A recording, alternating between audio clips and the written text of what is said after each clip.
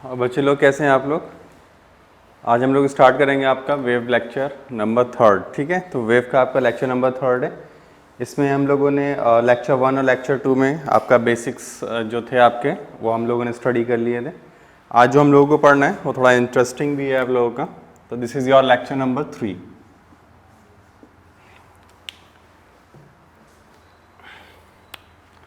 Lecture 3।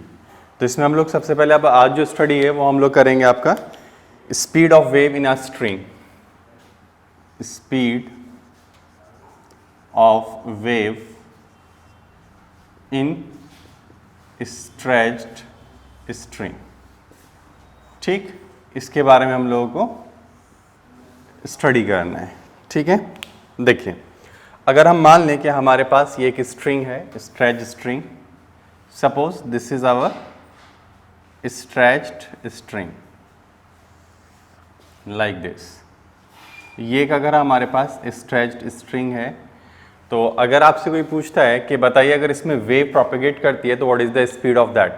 तो देखिए, इसमें अगर वेव प्रोपेगेट कर रही है, मान लीजिए इस तरह से वेव प्रोपेगेट करना शुरू कर दे अगर इसमें ये, तो हमें अगर इसका स्पीड निकालना होगा तो वो कैसे निकालेंगे। तो देखिए, इसमें स्पीड ऑफ वेव जो होती है इन अ स्ट्रिंग वो डिपेंड करती है टेंशन इन द स्ट्रिंग, यानी इसके अंदर जो टेंशन आ रही होगी उस पर डिपेंड करती है और डिपेंड करती है mass per unit length of the string, ठीक है। तो इसको हम ड्राइव करने की कोशिश करते हैं। देखिए, तो क्या है इसमें, तो हम बोलेंगे कि speed of the wave, speed of the wave in string depends on पहला mass per unit length of the string, mass per unit length of the string. दूसरा, टेंशन इन द स्ट्रिंग, और किस पे डिपेंड करती है, tension in the string. तो ये दो बातें हम लोगों को ध्यान में रखना है। तो आपकी बुक्स में या जो भी आप करें, किसी में म्यू लिखता है, किसी में एम लिखता है, तो एम वहां पे मास नहीं होगा और यहाँ पे टेंशन क्या है हमारे पास, टी। तो अब इसको हमें देखना है। तो अगर हम ये बोलते हैं कि अगर लेंथ ऑफ स्ट्रिंग अगर हमारे पास एल है और मास इसका, मास ऑफ स्ट्रिंग अगर हमारे पास m है, तो म्यू कितना हो जाएगा बताओ, m/l। क्या हो जाएगा बताओ, m/l। टेंशन हमारी क्या मान ली हमने, t।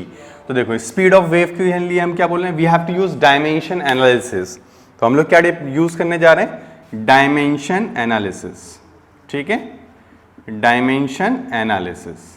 तो हम इसके मदद से अब हम इसका कैलकुलेशन करेंगे। तो डायमेंशन एनालिसिस क्या कहते हैं, तो स्पीड जो है वो डिपेंड कर रही है टेंशन यानी टी की पावर ए और डिपेंड कर रही है म्यू की पावर बी, ठीक है। It is depend on both of them. तो v is directly proportional to t mu की पावर b। तो क्या मिलेगा हमें, v is equal to k t की पावर a म्यू की power b। Now we have to take the dimension. तो t का जो डायमेंशन होगा, t is just as a force, तो क्या हो जाएगा बताओ, mL/t-2। और म्यू का क्या हो जाएगा बताओ, म्यू का हो जाएगा mL पे पावर -1, ठीक है। ये आपका टेंशन हो गया, tension just like as a force, और ये आपका यहां से आ गया तो मास पर यूनिट लेंथ मतलब mL की पावर -1। अब हम क्या करेंगे, v। तो v की अगर हम बात करें तो v, how we can write this, तो v को हम लिख सकते हैं यानी v का डायमेंशन, ठीक है। तो v का डायमेंशन क्या होगा, v का होगा LT पे पावर -1। अब हम डायमेंशन एनालिसिस का इस्तेमाल करेंगे। अब बताइए इसका क्या होगा, तो v का जो डायमेंशन है वो बराबर होना चाहिए mLT पे पावर -2 की पावर a और mL पे पावर -1 की पावर b। अब हमें क्या मिलेगा, देखो, अब v का अगर हम लिखें तो v का है LT पे पावर -1, यहाँ पे क्या आ जाएगा, यहाँ पे आ जाएगा m की power a plus b, l की पावर a माइनस b और t की पावर -2b।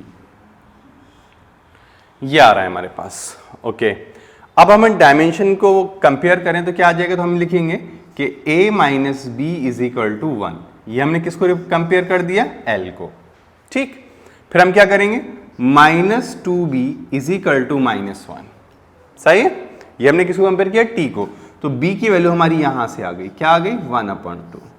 ठीक, अब अगर मैं b की वैल्यू यहां पे लगा देता हूं तो देखो क्या मिलेगा, यहां पे अगर हम अप्लाई कर रहे हैं इसके अंदर, तो what we have to calculate. ठीक है, तो चलिए आइए करते हैं, देखते हैं।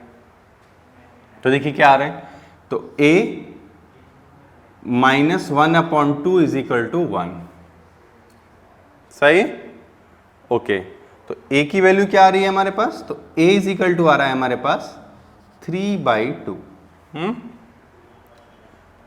आई थिंक कुछ गड़बड़ हुआ है क्या,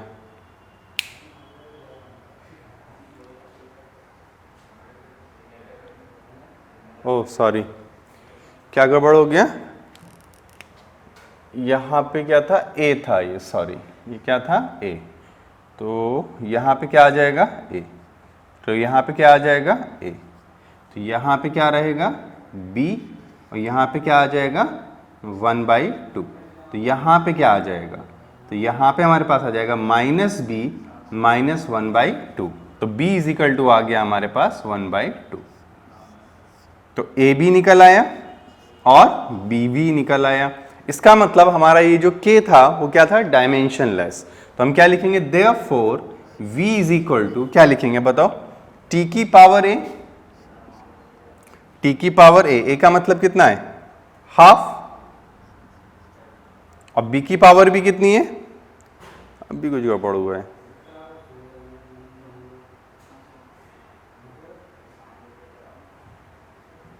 -2a इज इक्वल टू -1, तो a is equal to half हो गया।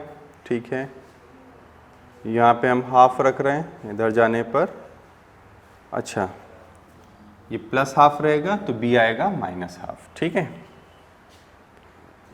ओके ना, हाँ, तो यहाँ पे क्या लिखे, इंटू म्यू की पावर -1/2, तो v इज इक्वल टू कितना आ गया, root of t upon mu. तो this is your velocity of the wave in a string. तो ये आपको थोड़ा सा डेरिवेशन याद रखना है, क्योंकि ये आपके एग्जाम वगैरह में आ सकता है। ठीक है, बनाइए इसको जल्दी से। इसका एक और अल्टरनेटिव मेथड होता है, उसको भी हम सीख सकते हैं।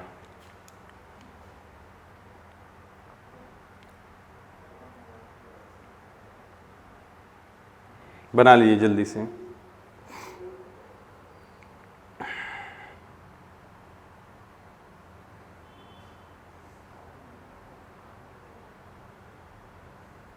डन। देखिए एक और मेथड होता है इसको करने का, वो भी मैं सिखाया क्योंकि उसकी हमें कभी कभी ज़रूरत पड़ जाती है, तो उसको भी हम देख लेते हैं। एक तो ये तरीका है बहुत सिंपल, डायमेंशन एनालिसिस यूज़ करके आप बोर्ड में अपना यही करके आएंगे। अब देखिए एक और है हमारे पास, समझते हैं उसको।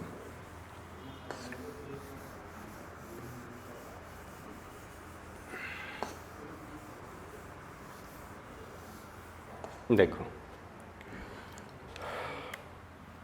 अनदर मेथड, तो अनदर मेथड की अगर हम बात करें, अनदर मेथड, मान लीजिए कि हमारे पास ये एक स्ट्रिंग है जिसमें इस तरह से वेव प्रोपगेट कर रही है, सपोज ये है।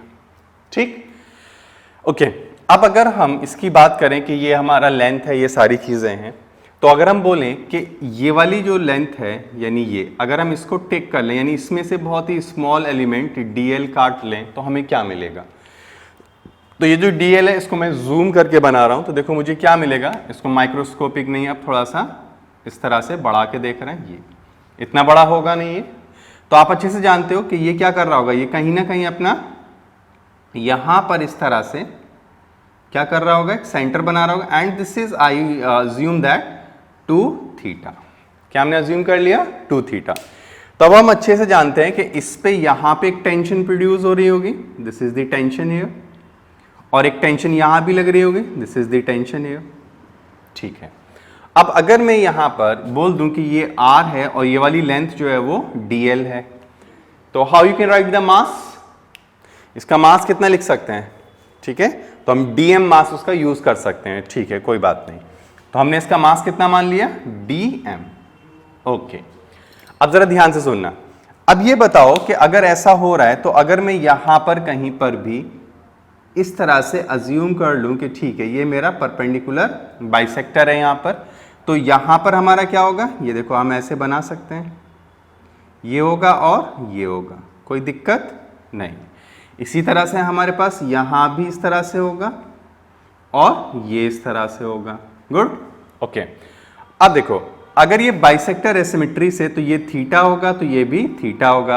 अब देखो ये और ये पैरेलल है तो ये भी थीटा होगा तो ये भी थीटा होगा। ध्यान से सुनना।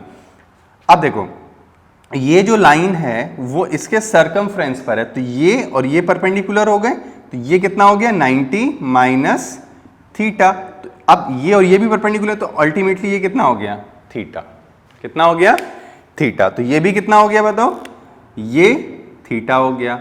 अब इस t को रिजॉल्व करें तो क्या आ जाएगा t cos थीटा और इधर भी कितना आ जाएगा बताओ t sin थीटा। अब इधर की बात करें तो t cos थीटा और इधर कितना आ जाएगा t sin थीटा। यानी ये और ये तो क्या हो जाएंगे बैलेंस, इनसे तो कोई मतलब नहीं है। इसका मतलब इस वेव को ऐसे चलाने के लिए, इसकी डायरेक्शन को चेंज करने के लिए कौन चाहिए, सेंट्रीपिटल फोर्स चाहिए।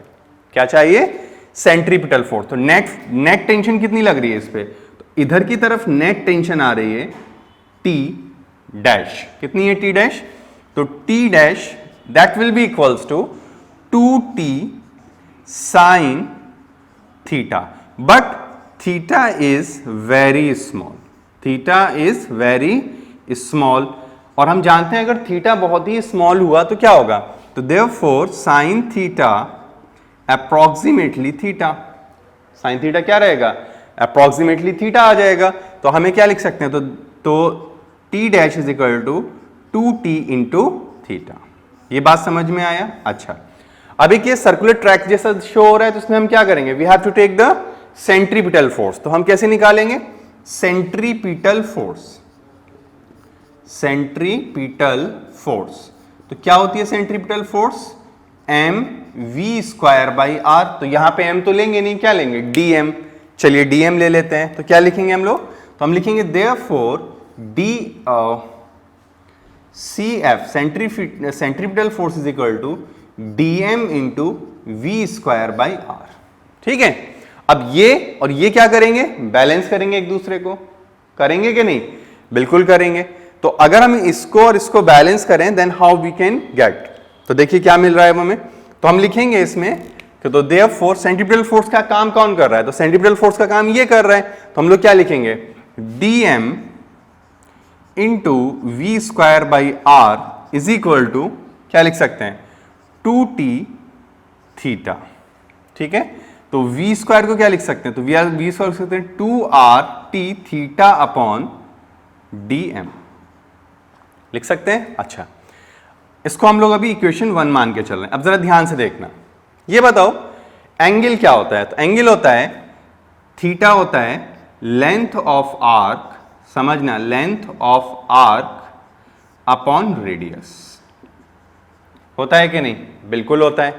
अगर ऐसा है तो बताओ यहां पे टोटल थीटा कितना है 2 थीटा। तो हम क्या लिखेंगे, therefore 2 theta is equal to length of arc कितना माना हमने dl और रेडियस कितना है r।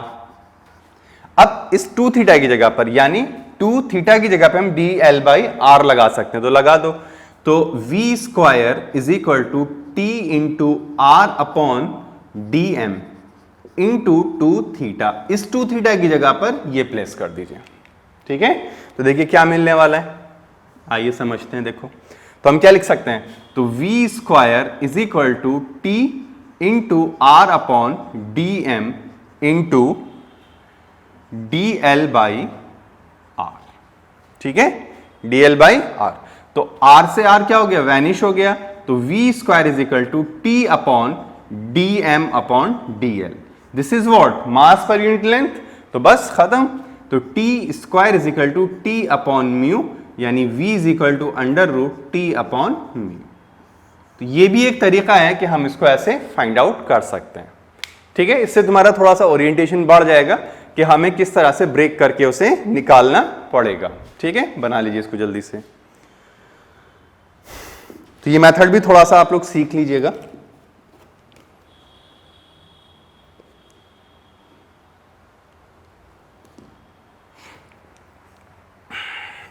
चलिए, हो गया। ओके, अब देखो इसमें तो ये हमें आना चाहिए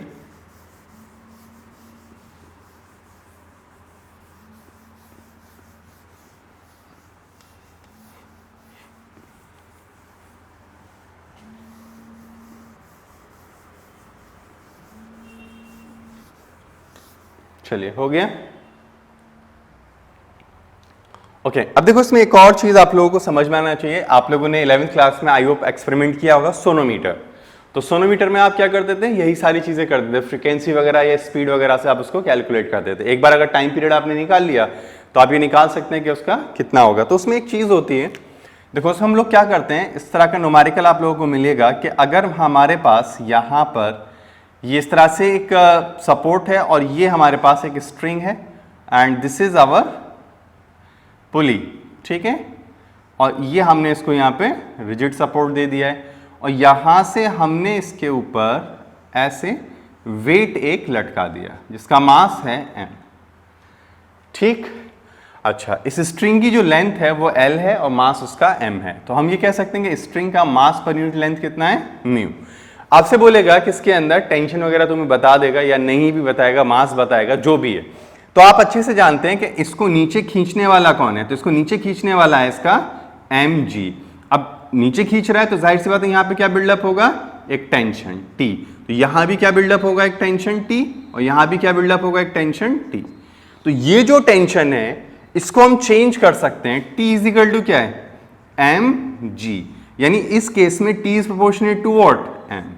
तो जितना मास आप लटकाते चले आएंगे टेंशन उतना ही बढ़ता चला जाएगा। But this is the mass, क्या है, वेट, वेट हैंगिंग।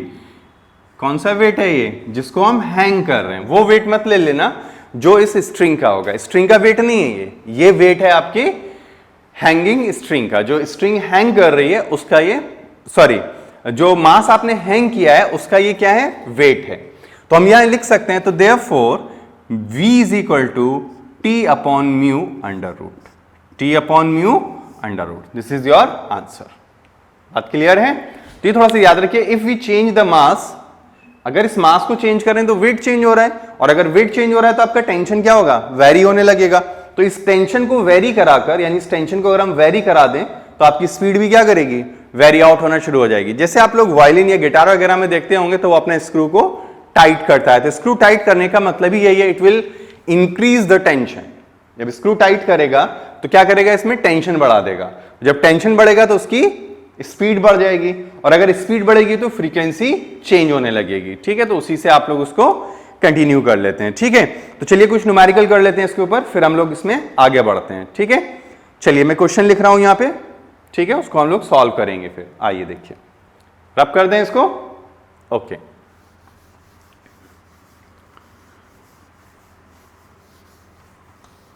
देखिए ये क्वेश्चन है हमारे पास, क्या है, A and B are two strings, यहां लिख दे रहा हूं question, A and B are two strings, both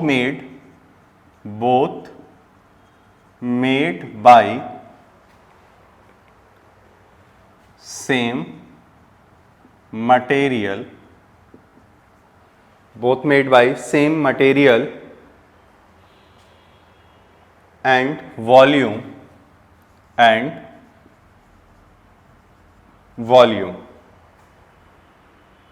stretched by same tension, stretched by same tension and radius of A is equal to twice of radius of B.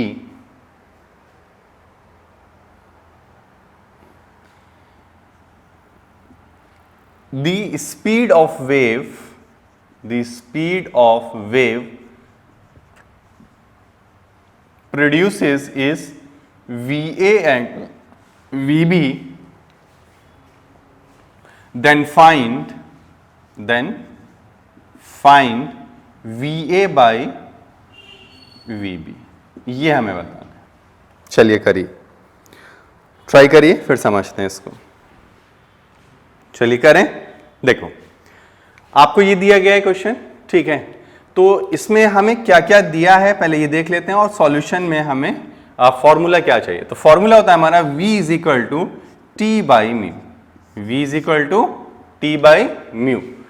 क्या कह रहा है, A and B are two strings both made by same material, ठीक है, and volume stretched by same tension. एक ही tension है और रेडियस भी दे रखा है। ओके, अब देखो अगर हमें ये निकालना है तो ये हम क्या लिखेंगे, mu is equal to M by L. M by L. अब कह रहा है दोनों सेम मटेरियल की बनी हुई है, इसका मतलब मटेरियल डेंसिटी क्या रहेगी, सेम, बस वॉल्यूम डिफर करेगा। तो अगर हम वॉल्यूम की बात करें, ठीक है, and same material and same volume, volume भी दोनों का क्या है, सेम है, ठीक है, stretched by same tension of this. तो V इज इक्वल टू क्या होगा, तो V यानी वॉल्यूम ऑफ ए, तो क्या लिखेंगे, रो इंटू एल ऑफ ए, ठीक है, और वॉल्यूम ऑफ B क्या लिखेंगे, तो वो आ जाएगा हमारे पास रो इंटू एल ऑफ बी। अब वो क्या कह रहा है समझना, वो ये कह रहा है कि दोनों का वॉल्यूम भी सेम है, इसका मतलब rho into L of A is equal to rho of A, rho of A, rho of B, तो rho of B into L of B.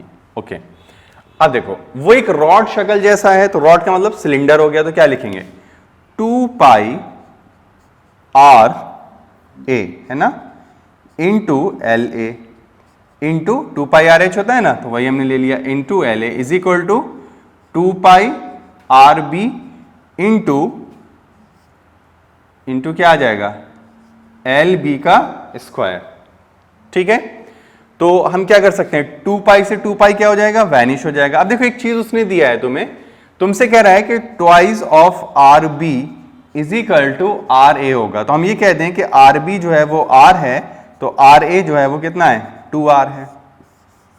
सही है, बिल्कुल सही है ये वाली बात। तो अगर हम यहां पे बोलें यहां पे, तो ये क्या आ जाएगा हमारे पास, आर ए कितना है, 2 of R into L A square is equal to क्या हो जाएगा बताओ, ये कितना दिया हुआ है, तो ये हमें दिया हुआ है आर इंटू एल बी का स्क्वायर। तो देखो आर से आर कैंसिल हो जाएगा, तो हमें क्या मिलेगा, हमें मिल जाएगा L A upon L B का स्क्वायर, या स्क्वायर से लिख दें, तो इज इक्वल टू हमें क्या मिलेगा, इसका स्क्वायर कर लें तो हमें मिल जाएगा 1/2।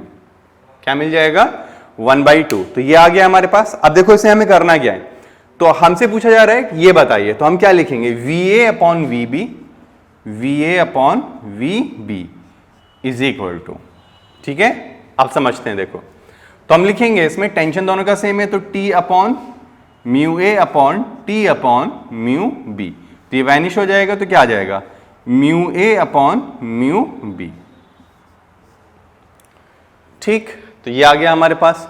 अब हमसे क्या कह रहा है, तो हमसे कह रहा है ये क्या कह रहा है, तो इसे हम क्या लिखेंगे, M A upon L A upon M B upon L B, और इसका अंडर रूट, यानी M A upon M B into L A upon L B, और इसका रेशियो।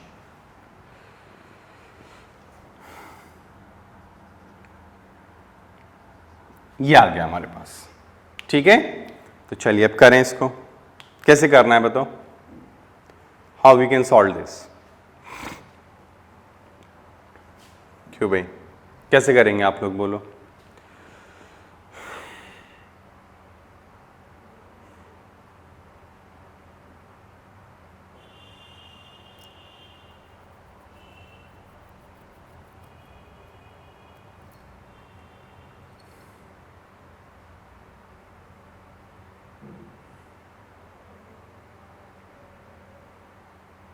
अच्छा इसमें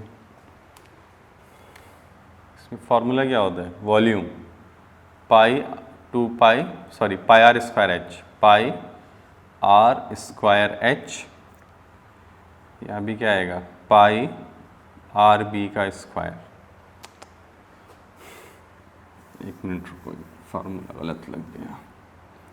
तो यहाँ पे क्या मिलेगा, ठीक है ये आ रहा है हमारे पास, हम क्या पाई से पाई ख़त्म हो जाएगा, आर ए कितना हो जाएगा, आर ए 2r का whole square into L of ए।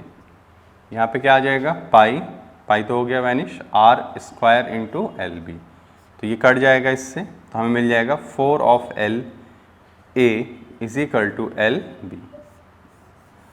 ठीक है, अब डेंसिटी उसने क्या बोली है, A and B are made two strings of strings both made by same material and same volume. तो सेम मटेरियल सेम वॉल्यूम है, तो इसका मतलब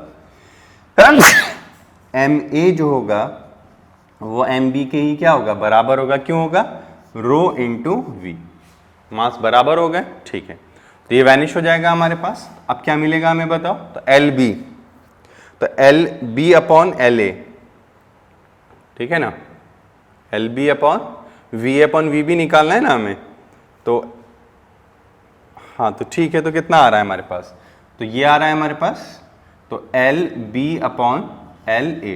तो हम इसको बोल सकते हैं कि ये वाली जो चीज़ है हमारे पास वो हो गई है 4/1, यानी 2:1। क्या आंसर आ जाएगा, 2:1। बनाइए इसको।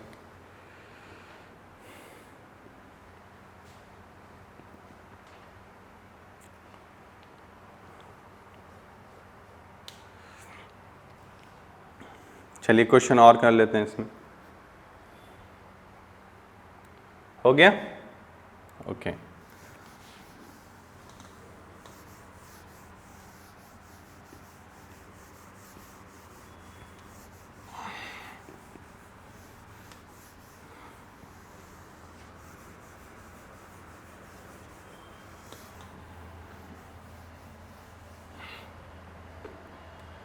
चलिए इसमें और क्वेश्चंस कर लेते हैं। देखिए नेक्स्ट क्वेश्चन क्या है हम लोगों के पास,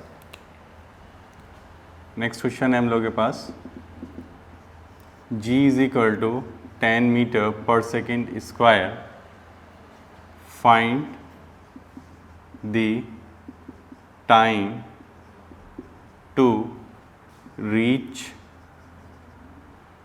A from O by a pulse. ठीक, तो ये हमारे पास इस तरह से है, this is our rigid support,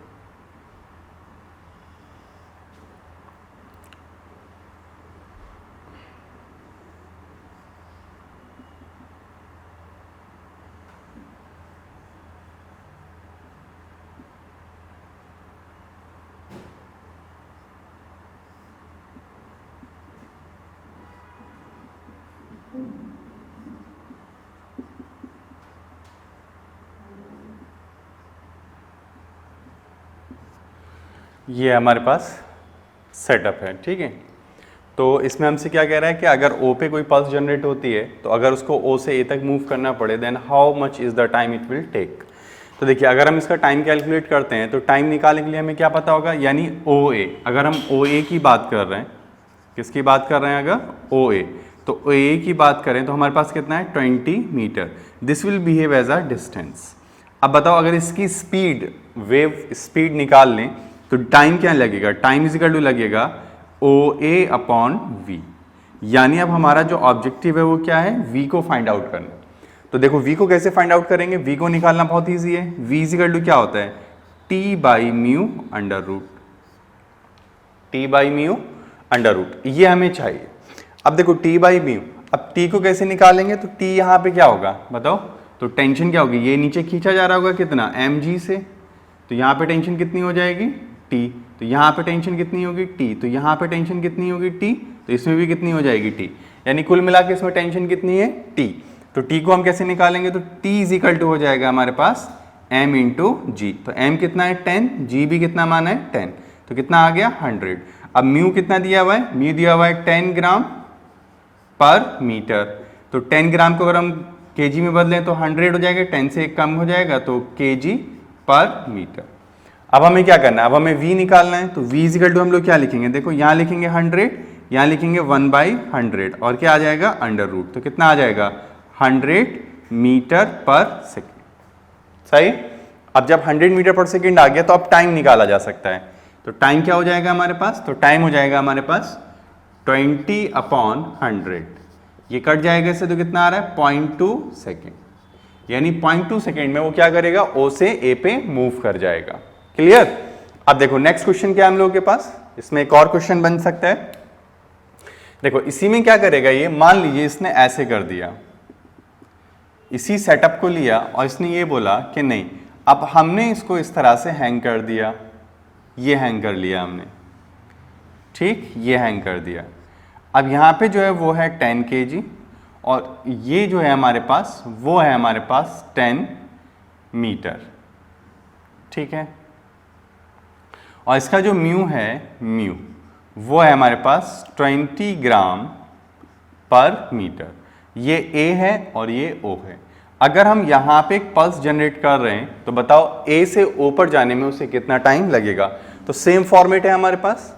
तो अगर फॉर्मेट सेम है तो हम क्या कर सकते हैं, तो हम ये बोल सकते हैं कि ठीक है अगर A से O पे हमें जाना है then how what we can do.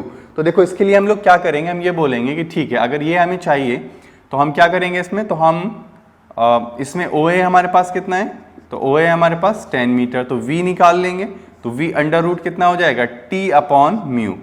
तो देखो T कितना है हमारे पास 10 × 10, म्यू कितना हो जाएगा बताओ 20/1000, ठीक। तो एक से ये कम हो जाएगा तो ये ऊपर आ जाएगा अंडर रूट में, तो क्या लिख लेंगे हम लोग बताओ, तो ये हो जाएगा 2 5 10, तो हो जाएगा 5 × 1000 और ये अंडर रूट, तो कितना आ जाएगा बताओ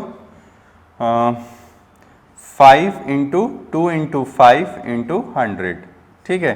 तो कितना लिख सकते हैं हम लोग, तो हम लिख सकते हैं 5 × 10 अंडर रूट 2, ठीक। तो अब हमें क्या चाहिए, अब हमें चाहिए टाइम, तो टाइम के लिए हम क्या लिखेंगे 10/5 × 10 रूट 2, तो ये कट जाएगा इससे तो कितना आ गया 1/5 रूट 2 सेकेंड। ये हमारे पास क्या है आंसर, ठीक है। बनाओ उसको जल्दी से करिए इसको, फिर हम लोग इसमें आगे क्वेश्चंस को कुछ सॉल्व करते हैं। और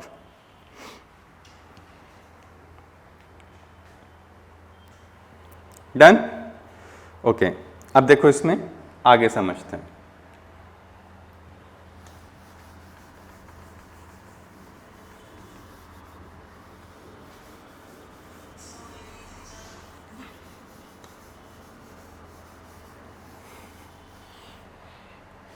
देखिए मान लीजिए कि हमारे पास ये क्वेश्चन है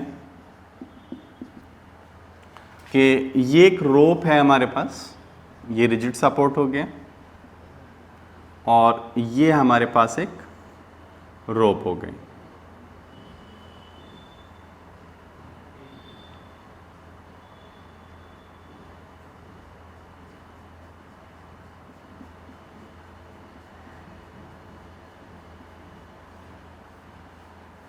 ये हमारे पास एक रोप है जिसका मास m है, लेंथ l है, ये a है और ये o है। आपसे क्वेश्चन पूछा है find time to reach by a pulse from A to O, from A to O when it is generated at A। ठीक है, अगर हम इसको A पे जनरेट करें तो आपको ये बताना है how much time it will take to reach from A to A, A से O पर जाने के लिए उसे कितना टाइम लगेगा। तो देखो अगर इसका हम म्यू निकालें, अगर हम म्यू की बात करते हैं तो म्यू क्या होगा हमारे पास, देखो सॉल्यूशन अगर हम इसमें करते हैं तो हम ये बोलेंगे कि म्यू जो होगा हमारे पास वो हो जाएगा m/l, मास पर यूनिट लेंथ। अब देखिए एक चीज समझते हैं इसमें, अगर हम टेंशन की बात करें तो देखो अगर हम टेंशन यहाँ पे m × g लिख देंगे तो गलत हो जाएगा। क्यों गलत होगा, क्योंकि इसका मास धीरे धीरे क्या कर रहा है, बढ़ता जा रहा है। अब धीरे धीरे इसका मास बढ़ता जा रहा है तो क्या होगा, तो इसमें ये प्रॉब्लम आ जाएगी। अब आप ये बोलेंगे कि सर यहां पे भी तो यही करा था, तो एक्चुअल में क्या है, यहां पर ये mass as a point mass behave कर रहा है। अब इसका मास इसके कंपैरिजन में नेग्लिजिबल होगा, इसलिए रॉड का मास या स्ट्रिंग का मास जो आप मान रहे हैं वो इतना नहीं है, लेकिन यहां पे मास दे रखा है। तो अब जो इसमें टेंशन होगी वो इसके खुद के वेट की वजह से होगी, इसलिए अब आपको थोड़ा सा सोचना पड़ेगा। तो अगर मैं आपसे ये बोलता हूं कि हम बहुत ही छोटा सा एलिमेंट यहां पे एक x ले लें और उसका मास अगर मैं स्मॉल m मान लूं, then what we have to write, तो हम लिख सकते हैं small m upon x is equal to capital M upon L। तो मैं लिख सकता हूं small m is equal to M upon L into x। ये आएगा कि नहीं, बिल्कुल ये आ जाएगा हमारे पास। अगर ये आ जाएगा हमारे पास तो अब हम क्या कर सकते हैं, तो देखो अब इस मास की वजह से यहां टेंशन निकाली जा सकती है। तो टेंशन कैसे लिखेंगे, तो tension due to x length is equal to m into G, यानी कितना लिख सकते हैं हम लोग, m by l into x into G. This is our tension. क्या आ गई हमारी, टेंशन आ गई। अब अगर हम v की बात करें, v, तो v क्या लिखेंगे, तो v को हम लिख सकते हैं यहां से, v अगर हम लिखें तो v को क्या लिख सकते हैं, under root tx by mu, tx by mu. तो tx जो है वो क्या है हमारे पास, तो वो है m by l into X into G upon, यहां पे कितना आ जाएगा, m बाई l, और ये क्या हो जाएगा, अंडर रूट, थी कैंसिल हो गया इससे, ठीक है। तो क्या मिल गया हमें, तो v हमें मिल रहा है यहां पे, v कितना आ रहा है, v आ रहा है under root x into under root G, ठीक है। अब देखो इसमें और क्या कर सकते हैं हम लोग,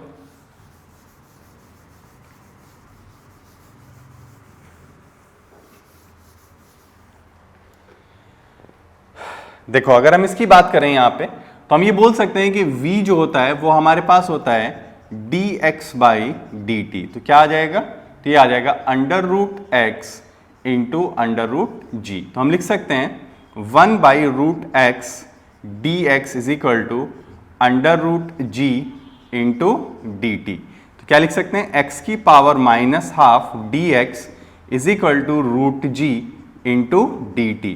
तो अगर यहाँ पे इंटीग्रेशन अगर हम करें, तो अब ये बताओ, जब x यहाँ पर 0 है तो टाइम भी क्या होगा, 0। फिर जब x is equal to L हो जा रहा है तो time t is equal to क्या हो जा रहा है, t। तो यही हमें निकालना है कि कितना देर लगेगा। तो ठीक है, तो 0 पे कितना है, 0 टाइम है, जब l डिस्टेंस हो रहा है तो ये टाइम कितना हो जा रहा है, t।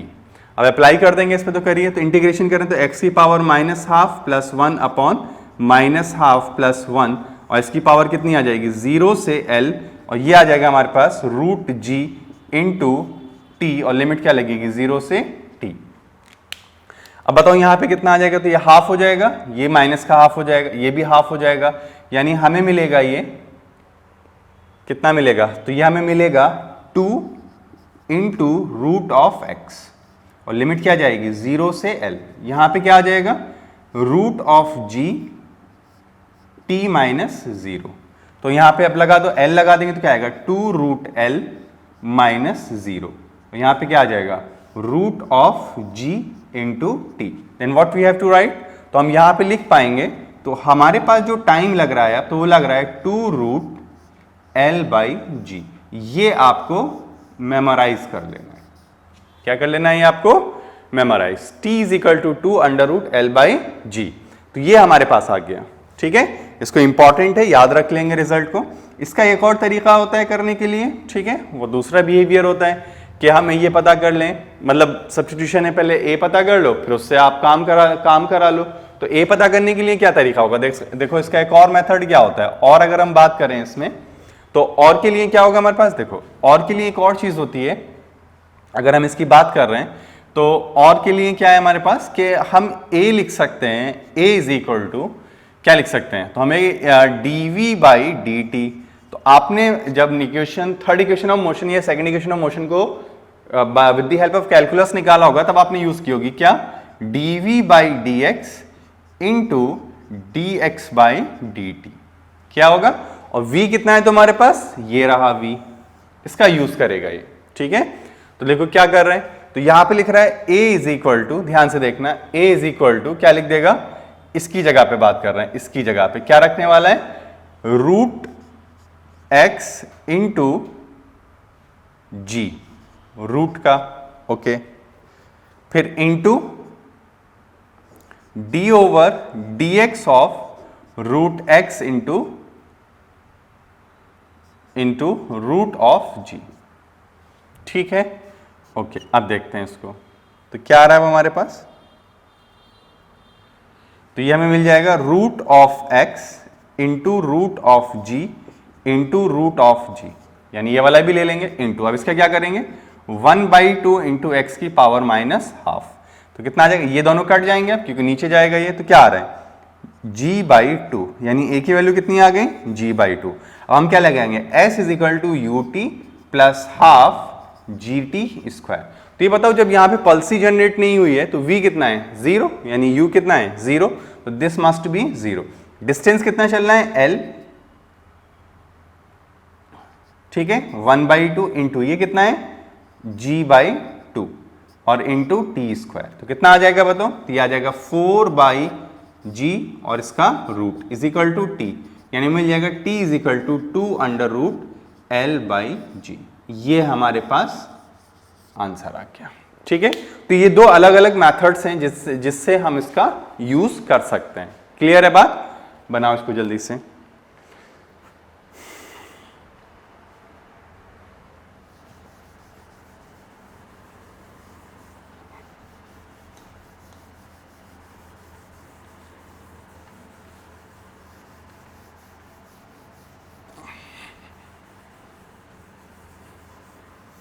चलिए हो गया। अब देखिए, अब अगर मैं आपको एक सवाल दूं, मान लीजिए मैंने आपसे बोला, अब सीधा हम इस पे यूज करेंगे, जैसे मैंने तुमसे बोला कि मैंने एक पल्स जनरेट किया है, जैसे ये है मेरे पास,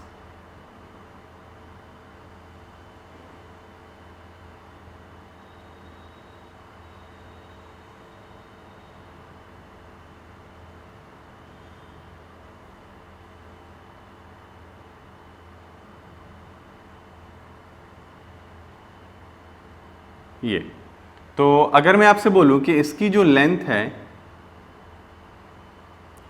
वो 400 मीटर है, कितना 400 मीटर, तो अगर मैं यहां पे एक पल्स जनरेट करता हूं ए पर, तो बताओ ए से ओ तक जाने में कितना टाइम लगेगा। A pulse is generated at A, how much time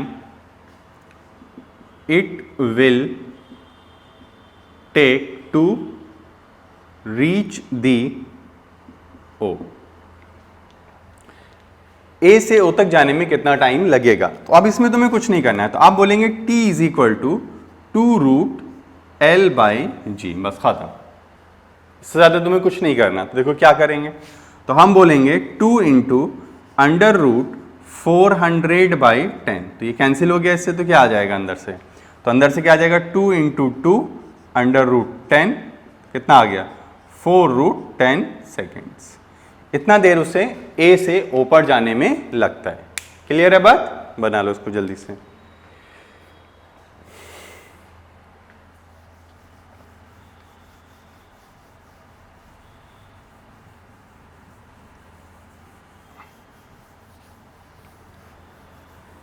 चलिए अब देखो, अब हमें जो इसमें बात करना है, यानी ये तो हो गया हम लोगों के पास, अब हमें ये पता करना है कि जो ट्रैवलिंग वेव्स होती हैं उनकी पावर और इंटेंसिटी क्या होगी, what is the power and what is the intensity.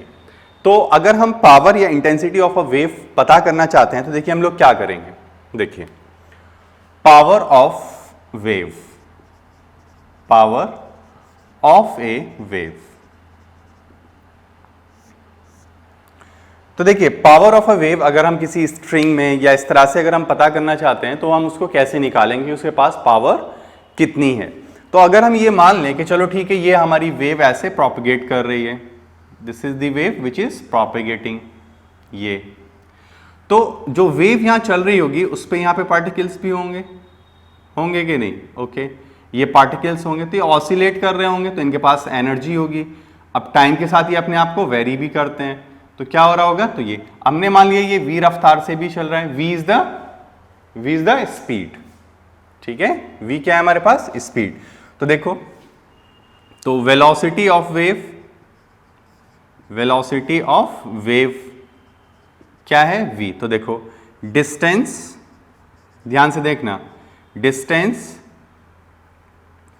Travelled in 1 second क्या हो जाएगा बताओ, v मीटर। कितना हो जाएगा बताओ, v metre. Okay, now mass per unit length, तो अगर हम मास पर यूनिट लेंथ की बात करें तो कितना हो जाएगा, म्यू। तो देखो मास अगर हम निकालें तो मास इजिकल टू क्या हो जाएगा ना म्यू इंटू वी। यही तो मास हुआ। कैसे पता चला, देखो ये है मास पर यूनिट लेंथ, ये है डिस्टेंस ट्रेवल इन 1 सेकेंड, तो कितना का चल रहा है वो, v मीटर चल रहा है। तो अगर हम v मीटर को उससे मल्टीप्लाई करेंगे तो क्या आ जाएगा, मास आ जाएगा हमारे पास, ठीक है। तो mass is equal to mu into V. अब देखो 1 सेकेंड एनालिसिस अगर हम करें तो पावर क्या होती है 1 सेकेंड में, तो एनर्जी इन 1 सेकेंड, तो एनर्जी इन 1 सेकेंड, याद रखिएगा ये जो एनर्जी इन 1 सेकेंड होगी यही पावर होगी। क्या होगी हमारे पास, पावर। तो अगर हम इसकी पावर निकालें तो कितना आ जाएगा, तो हम लिखेंगे हाफ मास इंटू वेलोसिटी। बिल्कुल सही है। तो हम क्या लिखेंगे, तो P एक्चुअल में याद रखिएगा ये एवरेज निकल रहा है। क्या निकल रहा है, एवरेज। तो क्या लिखेंगे 1/2 into mu into V into velocity का स्क्वायर। तो वेलोसिटी क्या होती है, तो a omega is equal to V. तो कितना आ जाएगा बताओ, a स्क्वायर ओमेगा स्क्वायर। तो this is the average power. क्या है ये बताओ, एवरेज पावर आ गई हमारे पास। ओके, अब अगर इंस्टेंटेनियस पावर निकालना पड़े तो, अगर कभी हमें इंस्टेंटेनियस पावर की जरूरत पड़ जाए तो क्या करेंगे। तो देखिए इंस्टेंटेनियस पावर में कुछ नहीं करना है, आपकी जो v है उसको आपको लिखना पड़ेगा a omega cos omega, a omega cos omega T minus K x. ये लिखोगे कि नहीं। तो अगर हम उसको लिख दें तो हमें क्या मिल जाएगा, तो P इंस्टेंटेनियस अगर हम बात करेंगे तो हमें मिल जाएगा, ये क्या मिलेगा 1/2 mu V into A square omega square, ठीक है, A square omega square, A square omega square cos square omega T minus K X. तो ये इंस्टेंटेनियस होती है। वैसे इंस्टेंटेनियस कभी पूछता नहीं है, थोड़ा सा तुम्हें आइडिया होना चाहिए। तो समझ में आ गई। तो दिस इज एवरेज पावर। अब बात आती है इसकी intensity. Then how we can find the intensity. तो इंटेंसिटी बहुत सिंपल होती है। इसमें अगर हम इंटेंसिटी की बात करेंगे तो उसको निकालना थोड़ा सा इजी होता है। देखिए कैसे करेंगे इंटेंसिटी को। तो अगर हम इंटेंसिटी की भी बात कर रहे हैं, यहां पे इंटेंसिटी हमें चाहिए, इंटेंसिटी। तो इंटेंसिटी जो होती है वो क्या है ये थोड़ा समझ लेते हैं। तो इंटेंसिटी होती है पावर पर यूनिट टाइम या energy per unit area per unit time. तो क्या होती है इंटेंसिटी हमारे पास, तो इंटेंसिटी होती है हमारे पास energy per unit area per unit time. तो आप ये अच्छे से जानते हो कि एनर्जी पर यूनिट टाइम जो होता है वो क्या कहलाता है हमारा, पावर, और ये क्या आ जाएगा, एरिया। लेकिन ये एरिया बहुत सिंपल नहीं होता, ये एरिया होता है cross sectional area, cross sectional area. ये वाला एरिया हमें लेना पड़ता है। अच्छा ठीक है। अब मान लो कि अगर मेरे पास ये एक मटेरियल है, ये एक इस तरह से मटेरियल है, इसका ये जो क्रॉस सेक्शन है मेरे पास वो है वो है मेरे पास एस, और इसका जो डेंसिटी है वो कितना है, रो। ठीक है, इसमें वेव जो प्रोपेगेट हो रही है वो v है। ये सारी चीजें मुझे पता है। तो अब अगर मैं पावर की बात करता हूं, पावर, तो पावर आप क्या लिखेंगे, पावर आप लिखेंगे half mu V into A square omega square. ये लिखा जाएगा कि नहीं, तो ये तो हम लिख लेंगे। लेकिन अब हमें या तो ना तो ए पता है ना ओमेगा पता है, ये सब कुछ पता ही नहीं है हमें।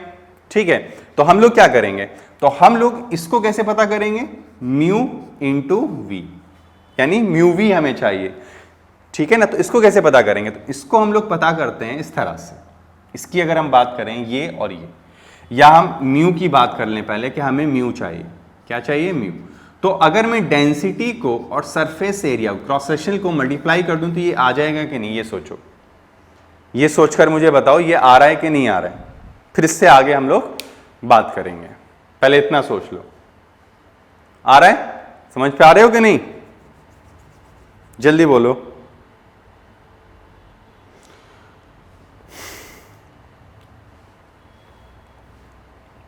देखो कैसे आ रहा है ये समझना। ये अगर हम बात करें तो ये होता है मास पर यूनिट वॉल्यूम और ये होगा एरिया। तो यहां पे आएगा मीटर क्यूब और यहां पर आएगा मीटर स्क्वायर, तो ये हो जाएगा मास अपॉन मीटर, हो जाएगा कि नहीं। तो आगे ना मास पर यूनिट लेंथ, ठीक है। तो ये बात सही है। अब हम आई को कैलकुलेट करते हैं। तो देखिए आई को अगर हम कैलकुलेट करें तो कैसे कर सकते हैं।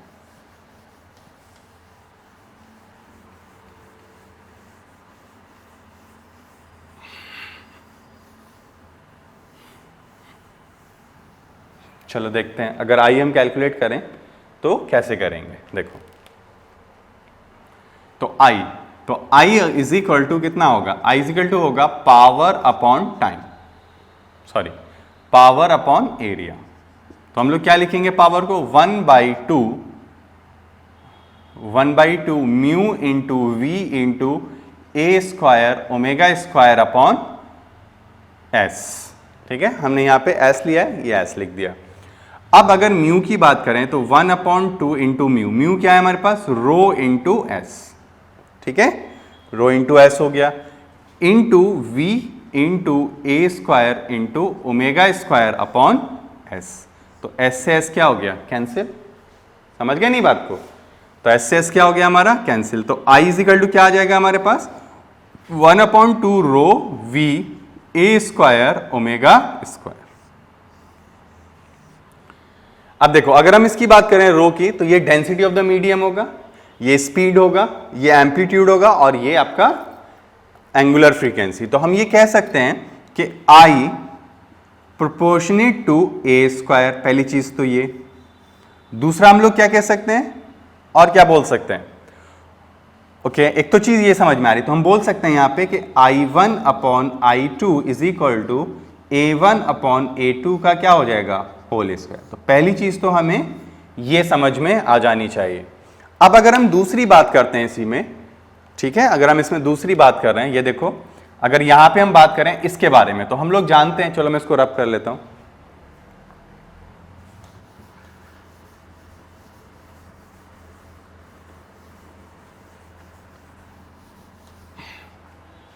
ये देखो अगर हम इसको रब करें, सॉरी ओमेगा क्या होता है, ओमेगा हमारे पास होता है 2πf, होता है कि नहीं, एंगुलर फ्रीक्वेंसी है ये हमारे पास। तो हम ये कह सकते हैं कि तो therefore I is equal to हम क्या लिख सकते हैं, तो 1/2 rho into V into A square into क्या आ जाएगा बताओ, 4π² एफ स्क्वायर आ जाएगा कि नहीं। तो अगर हम इसकी बात करें तो क्या लिख सकते हैं, तो हम लिख सकते हैं 2π² rho V A square F square, ठीक। तो ये आ गया। अब हम क्या करें, अब हम ये भी कह सकते हैं कि आई जो है वो प्रोपोर्शनेट होती है फ्रीक्वेंसी के स्क्वायर के, यानी जब फ्रीक्वेंसी चेंज हो रही होगी तो एम्पलीट्यूड कांस्टेंट माना जाएगा और जब एम्पलीट्यूड वेरी कर रहा होगा तो फ्रीक्वेंसी कांस्टेंट रहेगा। तो हम ये कह सकते हैं यहां पे कि I1 upon I2 is equal to F1 square upon F2 का स्क्वायर। ये हमें थोड़ा सा याद रखना है, ठीक। तो ये भी हमें याद रखना है। अब देखो इस पे एक क्वेश्चन है, वो हम लोग थोड़ा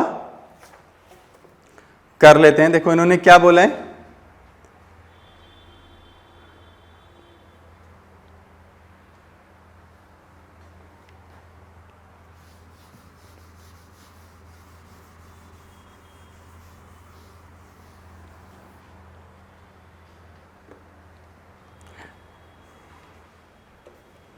चलिए देखिए क्वेश्चन है हम लोग के पास, क्या कह रहा है, a blast of sound of intensity, question है हमारे पास, a blast of sound of intensity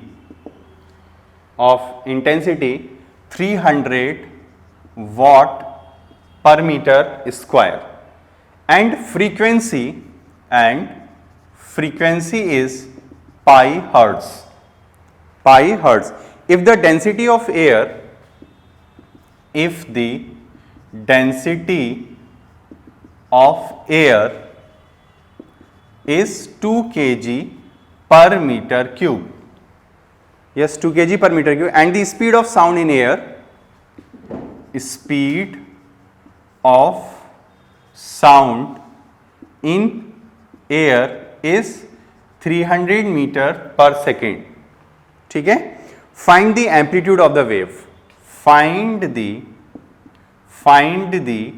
amplitude of the wave.